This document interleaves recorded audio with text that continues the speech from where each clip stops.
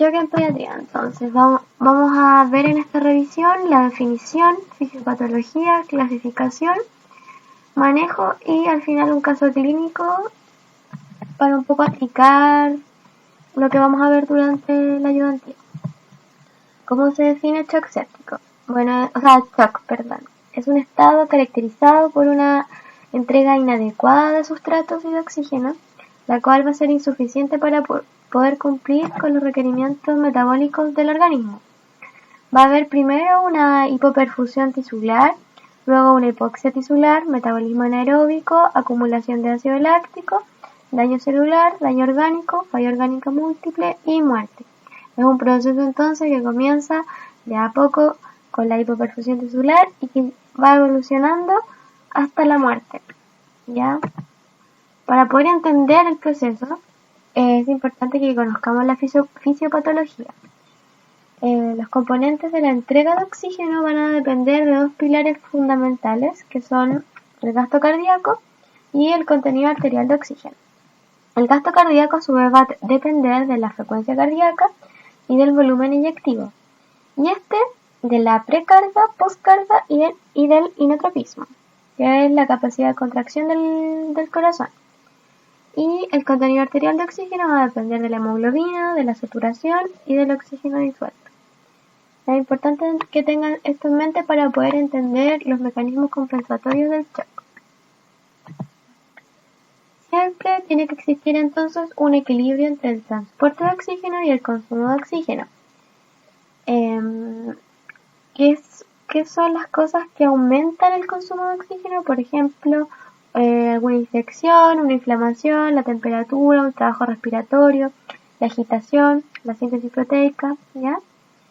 Entonces siempre hay que tener un balance entre lo que está consumiendo el organismo de oxígeno y lo que está entregando el organismo de oxígeno a las células, ya lo que le está entregando, el transporte. Que ya como hablamos va a depender del gasto cardíaco, del contenido arterial de oxígeno y la presión de perfusión. Es importante en pediatría entonces saber que en los niños hay un mayor porcentaje de agua corporal, por lo tanto van a tener más cantidad de pérdidas insensibles, que son por ejemplo la transpiración, y van a tener una menor capacidad renal de concentrar la orina. Por lo tanto van a ser más susceptibles o van a tener más sensibilidad a la hipoperfusión, ¿ya? Va a haber una disminución de la precarga, una disminución de la contractilidad, alteraciones del tono vascular. Cuando ocurra todo esto, a modo de compensación, el organismo va a aumentar la frecuencia cardíaca y va a aumentar la resistencia vascular sistémica, para que así se mantenga la presión normal y se mantenga el gasto cardíaco. Otro de los mecanismos compensatorios son la redistribución de los flujos hacia los órganos más importantes como el cerebro, los riñones y el corazón. Y alteraciones del diente capilar va por lo mismo, o sea, va a estar más enlentecido, ¿ya? Entonces, volviendo acá, como para que les quede claro, ejemplo, si por ejemplo disminuye la precarga o disminuye la poscarga o disminuye el inotropismo, va a haber una disminución del volumen eyectivo. Entonces, para poder compensar y compensar este gasto cardíaco, va a haber un aumento de la frecuencia cardíaca, ¿ya? ¿Cuáles son las etapas del shock? Tenemos 3 etapas, que está el shock compensado, donde los mecanismos rápidamente responden y se produce taquicardia y vasoconstricción, pero acá no hay hipotensión. Luego tenemos el shock hipotensivo, en lo que los mecanismos compensatorios ya no dan abasto y hay compromiso de la presión arterial, de la perfusión, o sea, llena capilar enlentecido y ya comienza a haber una función celular, una alteración o un compromiso de la función celular de los órganos. Y tenemos el shock irreversible. Este es cuando ya hay un daño severo de los órganos blancos con pérdida de función y los mecanismos compensatorios no logran compensarlos pese a la entrega del volumen y de manejo farmacológico. O sea, a pesar de que nosotros hicimos todo el manejo inicial, el paciente ya no podemos estabilizarlo hemodinámicamente, ¿ya? El paso de un shock compensado a un shock hipotensivo ocurre en horas, pero el paso de un shock hipotensivo a la muerte ocurre en minutos. Por lo tanto, es importante que tengamos la sospecha y saber que no es necesario tener las presiones bajas para que un paciente esté en shock. Siempre acordarse que este puede estar compensado a través de la taquicardia o de aumentar la resistencia vascular sistémica, ¿ya? Cuando se dice que está compensado, cuando la presión arterial está menor al percentil 95, es reversible. Y cuando es hipotensivo, cuando no se logra entonces una presión adecuada, aquí ya comienza la isquemia tisular y el daño tisular que va a evolucionar a la muerte. La clasificación se clasifica en 3 grupos grandes: los que tienen alteración del flujo, como el hipovolémico, el cardiogénico; los que alteran el contenido de oxígeno, como el choque hemorrágico, o por falla respiratoria hipoxémica, o por, en el caso de una intoxicación; y el distributivo, ya que vamos a ver más adelante, que se divide en el séptico, anafiláctico y el neurogénico. El choque hipovolémico, entonces, se caracteriza por tener una disminución del flujo sanguíneo, hay una disminución de la precarga, una disminución del volumen eyectivo y por lo tanto una disminución de la entrega de oxígeno. Las principales causas son hemorragia, deshidratación, tercer espacio, pérdida de agua y de electrolitos como vómitos y diarrea. Este choque es el más frecuente de ver en pediatría, ¿ya? Los mecanismos compensatorios son aumento de la frecuencia cardíaca, contractilidad miocárdica y aumento de la resistencia vascular periférica, ¿ya? El shock cardiogénico, aquí el problema lo tiene el corazón, o sea, hay una falla de la bomba que genera una disminución de flujo, lo que se va a traducir en una disminución del gasto cardíaco, una disminución del volumen eyectivo y por lo tanto de la entrega de oxígeno. Las causas, entre ellas encontramos la miocarditis, arritmias, falla cardíaca congestiva, cirugía cardíaca. ¿Cuáles son los mecanismos compensatorios? Vasoconstricción, aumenta la frecuencia cardíaca y que haya un aumento de la retención hídrica y una disminución de la contractibilidad. El shock distributivo, aquí tenemos una anormalidad en el tono vascular. Aquí, en vez de que haya un aumento del tono o una vasoconstricción, va a haber una vasodilatación y un aumento en la permeabilidad capilar. Además de esto, puede haber coagulación intravascular diseminada, disfunción endotelial, disfunción en la función mitocondrial que va a llevar a una disminución de la extracción de oxígeno. Aquí se incluye el shock séptico, anafiláctico y neurológico. Neurológico se entiende porque hay un daño a nivel medular que va a impedir que haya una vasoconstricción o que en donde se pierde el tono simpático y va a llevar a una pérdida súbita de la resistencia vascular periférica y del gasto cardíaco. El shock obstructivo se caracteriza por, como su nombre lo dice, en una obstrucción al flujo ventricular. Las causas, entre ellas tenemos el taponamiento cardíaco, el neumotórax a tensión, una embolia pulmonar o una masa tumoral. El manejo va a depender entonces del agente que esté causando el shock obstructivo. Y el shock disociativo es el que se disminuye la concentración de oxígeno aunque no hay una liberación de oxígeno desde la hemoglobina. Esto es muy frecuente por intoxicaciones por monóxido de carbono o por una metahemoglobinemia. ¿Cómo se hace el diagnóstico? Como ya dije anteriormente, es clínico. Se hace con la historia y con el examen físico. No necesitamos ningún examen de laboratorio ni de imágenes para poder nosotros diagnosticar un shock. Y importante, no es necesario que el paciente esté hipotenso, ¿ya? ¿Cómo lo vamos a manejar? Los 5 pasos sagrados siempre. Que los vamos a ir viendo parte por parte. El paso 1 es primero identificar al paciente críticamente enfermo. Aquí tenemos el triángulo. Cada triángulo evalúa distintos aspectos. Uno está enfocado en la apariencia, que tiene que ver con el nivel de conciencia. O sea, cómo viene el niño. ¿Está durmiendo? ¿Está inconsciente? ¿Está irritable? ¿Está llorando? ¿Está con sueño? ¿Ya? En la respiración. El patrón respiratorio es cortito, es profundo. Tiene compromiso o uso de musculatura accesoria, retracción subcostal, intercostal o supraclavicular, ¿ya? O supraesternal también. Y el color que va enfocado en la circulación, que tiene cianosis, palidez, ¿ya? o si está, por ejemplo, con las extremidades muy frías, si tiene la piel marmórea o reticulada, ¿ya? Importante este triángulo, ¿por qué? Porque cada triángulo alterado va a aumentar un 33% el riesgo de mortalidad por shock, ¿ya? Por eso es que es importante tener este triangulito en consideración. Cuando el triángulo está alterado, lo primero que nosotros tenemos que tener en mente es pasar al niño al reanimador, monitorizar sus signos vitales y darle oxígeno al 100% con una mascarilla de alto flujo a todos los pacientes. El paso 2, el ABCDE. Entonces el A, como ustedes ya saben, es la vía aérea segura, ver que no tenga obstruida la vía aérea, que no tenga secreciones, si es que hay secreciones aspirarlas, control cervical siempre. En el caso, por ejemplo, si es que tiene algún trauma a nivel medular, entonces siempre control cervical igual. La B, ventilación. Aquí es importante descartar patologías que amenazan la vida, por ejemplo, neumotórax, hemotórax, tórax volante, una contusión pulmonar. Entonces siempre fijarnos en el tórax, que sea simétrico, si es que se está expandiendo simétricamente ambos hemitórax, ¿ya? Si es que hay o no uso de musculatura accesoria. Y C, la circulación, instalar 2 vías venosas periféricas para tomar exámenes básicos y cultivos al abordaje. Aquí se toman 2 hemocultivos, siempre 2 hemocultivos. Toma 1 cultivo, sedimento de orina completa, además de un hemograma, ¿cierto? Un buncrea, electrolitos plasmáticos, ¿ya? Parámetros inflamatorios, PCR, ¿ya?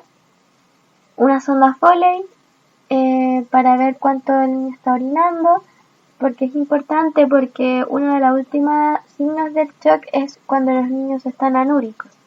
Entonces es importante saber una manera de ver la hidratación del niño, es a través de una sonda Foley. Buscar y detener los puntos sangrantes. Aquí es importante descubrir al niño rápidamente para que no pierda la temperatura, lógicamente, y ver si es que tiene algún punto sangrante visible, porque obviamente si puede también tener una hemorragia visceral y eso no lo vamos a ver, pero si es que tiene algo a la vista, nosotros hay que detenerlo rápidamente, ¿ya? Y evaluar si es que el paciente necesita o no volumen. Aquí se pueden poner hasta 3 bolos, que son 20 ml por kilo por 3 veces. ¿Y por qué 3 bolos? Bueno, la volemia de un niño va de 80 a 100 cc por kilo, y ya con los 3 bolos nosotros hemos pasado a la mitad de su volemia. Hay 3 tipos de pacientes: los respondedores rápidos, lentos y los no respondedores. Esto tiene relación con el porcentaje de volemia que han perdido. 15% de volemia, 30% de volemia y un 30% de volemia, y en los casos que haya llave abierta, esto quiere decir una hemorragia que sigue sangrando, por ejemplo. Luego de administrar los 3 bolos, y si no responde, tenemos que evaluar el uso de hemoderivados de glóbulos rojos, plasma o plaqueta, sobre todo en el caso de los shock hemorrágicos. Y también evaluar el uso de vasoactivos de los no hemorrágicos. ¿Cuáles van a ser nuestras metas? Orientadas entonces a la C de circulación. Vamos a querer tener un llene capilar normal menor a 2 segundos, un pulso central y periférico que sean similares, extremidades que sean tibias, un estado mental normal o basal, la diuresis mayor a 1 cc por kilo hora, la presión arterial sobre el percentil 10 y una frecuencia cardíaca bajo el percentil 95. ¿Cuándo vamos a tener indicación de administrar las drogas vasoactivas al paciente? Cuando sea un shock refractario a los fluidos, o sea, no responda a los fluidos. En este caso, tenemos 2 fármacos que se pueden utilizar, que son la dobutamina, que se puede administrar por vía venosa periférica, a diferencia de la epinefrina, que se administra por acceso central, ¿ya? Ahí están las dosis. Y hay que tener ojo entonces con los efectos adversos, que son como la infiltración o la isquemia local. Luego la D, evaluar al paciente neurológicamente y tomar un hemoglucotest. Al examen neurológico tenemos que ir dirigidamente buscando signos de hipertensión endocraniana, ¿ya? Y además evaluar el Glasgow, evaluar la respuesta pupilar, evaluar si es que hay focalidad, ¿ya? Y el hemoglucotest es importante para descartar que la causa de su, por ejemplo, compromiso de conciencia no haya sido una hipoglicemia. ¿Por qué? Porque la hipoglicemia genera rápidamente un daño neuronal que puede matar al paciente. Así que siempre tenemos que tener una glicemia segura que es sobre 80 miligramos por decilitro. Y si no, ya aportar suero glucosado en bolo. Que la dosis son 2 ml por kilo de suero glucosado al 10%. Y por último la que es el manejo de fiebre o hipotermia. Sí, importante esto, ya manejar la fiebre y la hipotermia. Estabilizar lesiones musculoesqueléticas y exposición. Aquí con estabilizar estas lesiones se refiere solamente a alinear y fijar, nada más, ¿ya? Aquí lo que importa es estabilizar al paciente. Luego más adelante en los procedimientos vamos a poder solucionar de mejor manera todas las problemáticas del paciente. Olvidar entonces el manejo de fiebre si es que tiene pasar algún antipirético como paracetamol, ¿ya? O ketorolaco. Luego pasamos al paso 3, que es SAMPLE más la evaluación secundaria. ¿Qué significa SAMPLE? Es un acrónimo para recordar la S, que son evaluar los signos y síntomas. Aquí ya nosotros podemos hablar mucho más de la historia de este cuadro, preguntar cómo fueron los síntomas, cuándo aparecieron, ha tenido signos, buscar signos, ¿ya? La A, la alergia, si es que alérgico a algún medicamento. La M, si es que él consume algún medicamento de base en su casa. O también importante preguntar si en la casa las personas que viven con este niñito, con el paciente, no estén tomando algún medicamento que quizás hayan dejado por ahí, que el niño haya podido ingerir y que le esté causando una intoxicación, por ejemplo. Entonces igual es importante preguntar este punto. La P es de past events, que son los antecedentes mórbidos. Ya preguntar si tiene patología, si el paciente tiene alguna cardiopatía congénita, si ha estado hospitalizado, si ha sido operado recientemente. La L de las mil, la última comida, estaba enfocado a si es que a las hipoglicemias, por ejemplo, ¿ya? Porque si ha tenido rechazo alimentario, ¿por cuántas horas el niño no ha comido? ¿Ya? Y la E, eventos precipitantes. ¿Hubo algo que gatillara este cuadro en el niño? ¿Qué estaba haciendo cuando se empezó a sentir mal? ¿Ya? Y bueno, el sample y la evaluación secundaria es ya hacer un examen físico segmentado, un poco más detallado y con más detención. Luego el paso 4, ya el manejo farmacológico, los exámenes atingentes, los procedimientos, evaluación por especialistas, alerta del servicio receptor. El manejo farmacológico va a ser de acuerdo a lo que el paciente tenga. Por ejemplo, si tiene una crisis asmática o una exacerbación, nosotros vamos a darle broncodilatación o corticoides dependiendo del esquema de manejo, ¿ya? O, por ejemplo, si el paciente nosotros creemos que está en un contexto de shock séptico, vamos a empezar al tiro la primera dosis de antibióticos, ¿ya? ¿Qué antibiótico? Tiene que ser siempre un antibiótico de amplio espectro y que tiene que administrarse de manera precoz. No hay que esperar el resultado de los hemocultivos para administrar el antibiótico, ya que se ha visto que la administración precoz va a reducir la mortalidad, ¿ya? Y cada hora de retraso va a aumentar un 7% la mortalidad del paciente. Hay que mantener este antibiótico por al menos 48 a 72 horas para luego ser ajustado. Y como ya mencioné antes, tomar hemocultivo, urocultivos, cultivos de líquido cefalorraquídeo previo al inicio del antibiótico, ya que una vez administrado, los cultivos no van a ser representativos y no nos va a servir porque las muestras ya van a estar alteradas. Así que es importante siempre tomar cultivos previos a la administración de antibióticos. Y eso, considerar también los factores del huésped. O sea, si tenemos un paciente que es inmunosuprimido, que ha estado mucho tiempo hospitalizado, ya, si tiene alguna malformación congénita, etc. No, entonces lo importante no es retrasar el inicio. Y otras terapias, en el caso de las glicemias, tenemos el rango que se tiene que encontrar entre 80 a 150 miligramos por decilitros. No olvidar que la hiperglicemia va a aumentar la mortalidad y que la hipoglicemia también, y que en donde hay un daño neurológico. Entonces, siempre hay que asegurar una carga de glucosa para poder lograr una normoglicemia. Y en el caso de administrar la insulina al paciente en un contexto de hiperglicemia y glucosuria, no hay que disminuir el aporte de glucosa. ¿Por qué? Porque al administrar insulina tenemos más riesgo de que pase para el otro lado y que generemos una hipoglicemia. Entonces, por eso hay que estar bien atentos y no hay que disminuir el aporte de glucosa.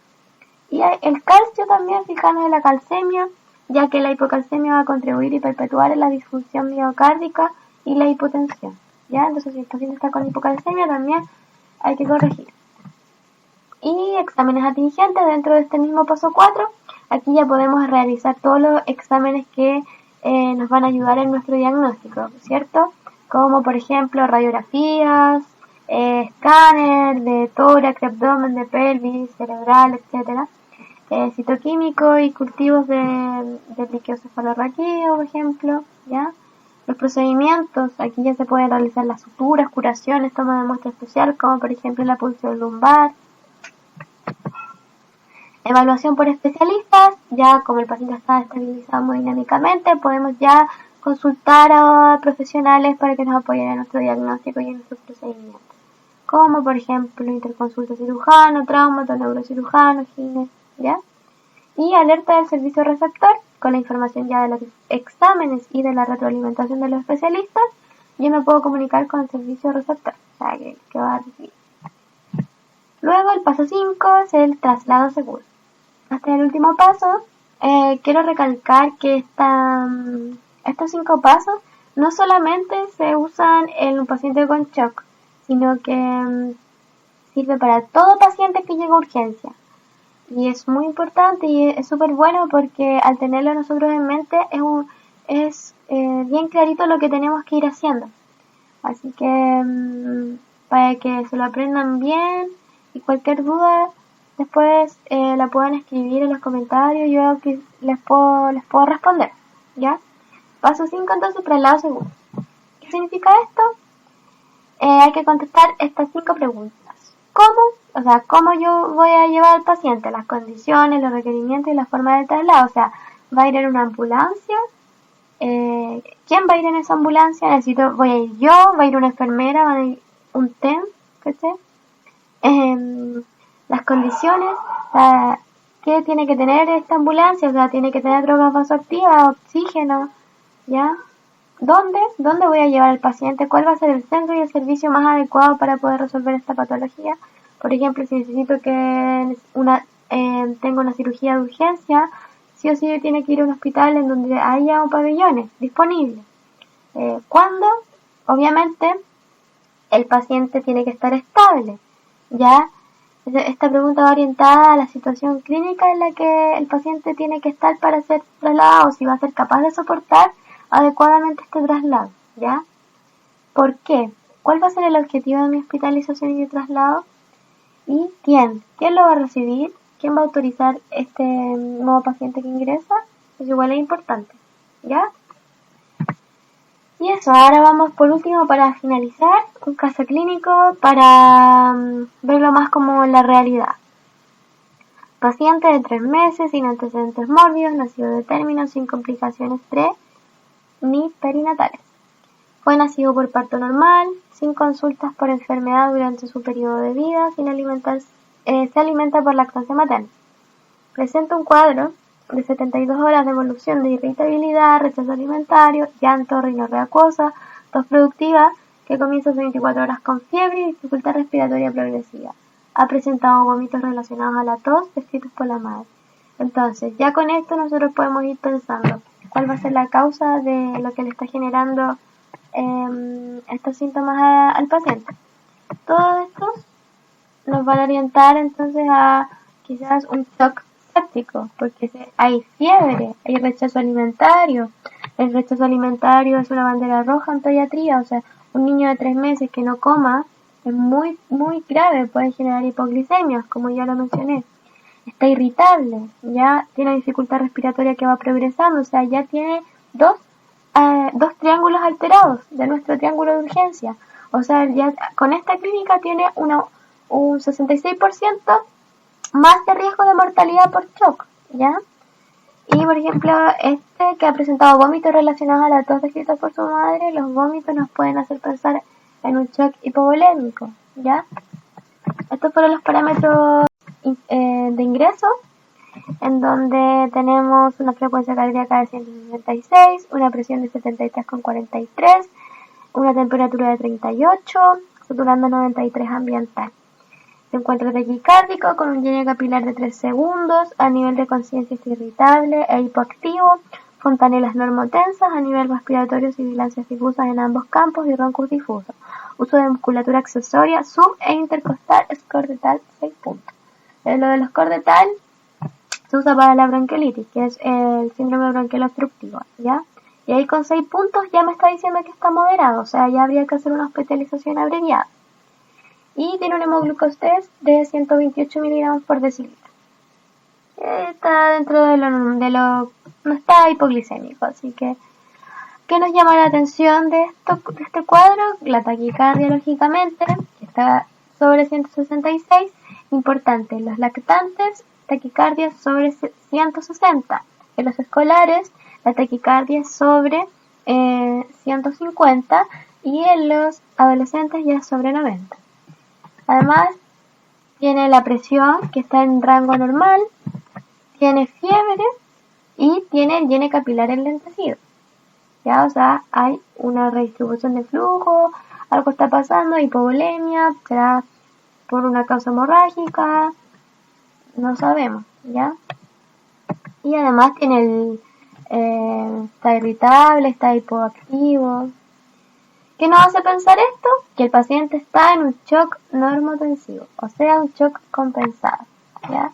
Esto era como para ya redundarles en todo lo que he mencionado durante la ayudantía, en que tenemos que no tener miedo de pensar en un shock en un paciente que tiene presiones normales, ¿ya? Porque la hipotensión ya es uno de los últimos signos que va apareciendo en un paciente que se está choqueando, ¿ya? Y cuando ya el paciente está hipotenso ya estamos llegando tarde.